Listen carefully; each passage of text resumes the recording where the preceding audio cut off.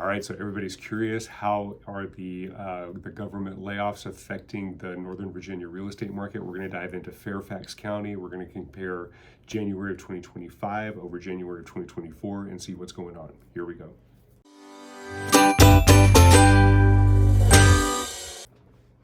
Okay, so this is our most recent weekly market report that we just did, and we are now, it's February 24th, so I want to say that date for a specific reason. So we're about to dive into the month-over-month statistics for January of 2025 versus January of 2024.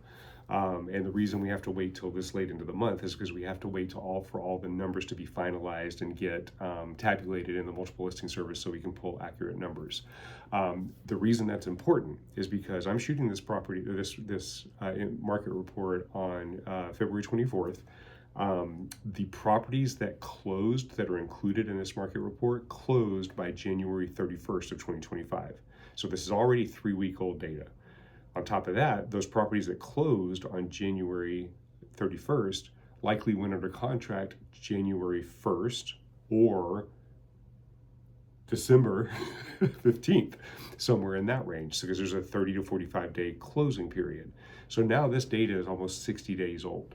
So we cannot use this data to make real-time decisions. I mentioned that we would be talking about how the government layoffs are affecting the market.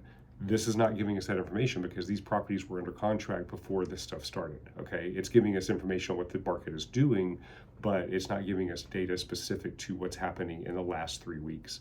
You need to watch our weekly market reports for that so that you can get all that real-time data and make your decisions appropriately. What this is doing is it's giving us a trend. So we get the bird's eye view of what the market is doing in general to see if we see any trends, especially as we go through the next few months to see how these layoffs affect the market. If we'll see any trends to see, oh, this is different than it was back then. So that's why we're doing this, and that's why these numbers are really important. So let's dive into this and see what has happened in the last 2 years, our last 12 months. So number one, the new listings, and this is all for Fairfax County, Virginia. The new listings for January of 2025 were 828 versus January 2024 were 946. So inventory is still low. We can see it was down 12.5% versus January of 2024.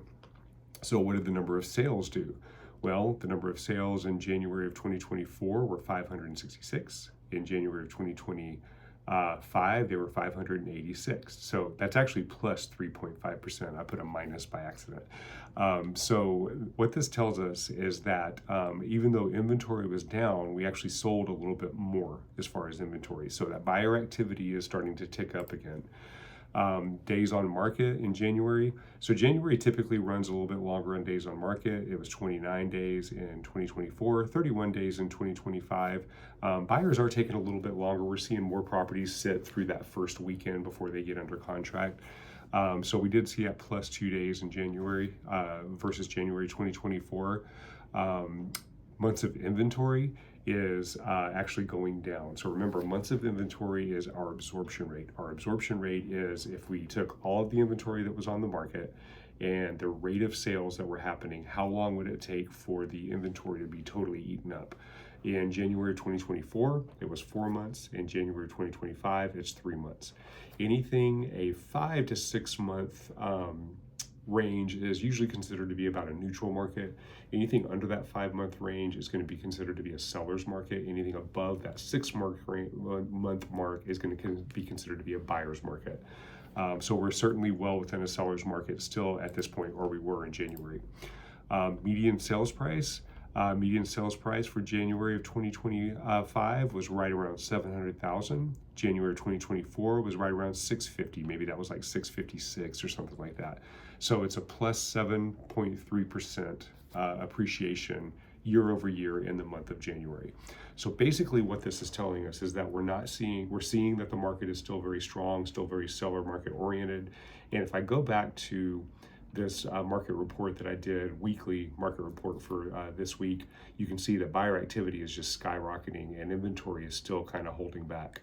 So for the short term, even if we see inventory starting to tick up, which we should for the spring market, we have that buyer activity that's just sitting there waiting, and it's just kind of going to keep going. It's important to watch the weekly market reports to make sure that you're on track with what is going on with regards to like in the acute time frame, because those things can kind of vary week by week, and then keep on touch of these monthly market reports to see what the overall market effect is. If you have any questions, please feel free to let us know. If you would, please do us a favor and like this video and subscribe to our channel to help us get this information out. And if you know anybody who's looking to buy, sell, or invest in real estate in 2025, please get us in touch with them. We would love to help them out. All right, we'll see you guys on the next video.